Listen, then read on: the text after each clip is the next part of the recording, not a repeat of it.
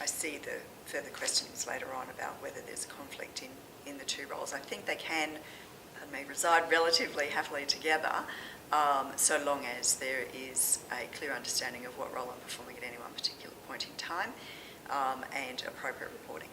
Well, yeah, is it a dual role? That's a good question. I think I always had both roles, even though at the beginning I wasn't the compliance officer. I became the compliance officer when we were sold to a listed company, and compliance became, a regulatory function that we had to have within the company. So I think I was doing compliance, from day one.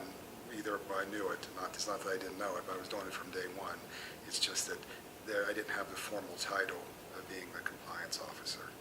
And really, one of the questions was about is there a conflict between the two? And I really don't see a conflict there. I think it's really like maybe two sides of the same coin. The two go hand in hand. So most of the time, I think that the general counsel's interests and the compliance officer's interest are the same. Now, there are times when there's, if not a conflict, at least a tension between the two. When there is, what we try to do is to approach it in a way that's deliberate and that recognizes that such issues can exist. I don't believe that there is an inherent conflict of interest between the compliance function and the legal function. I think they both serve the same ultimate purpose in terms of protecting the organization. Issues really go to timing, not substance. That is to say, certain issues arise in the compliance area that could give rise to external threats to the firm.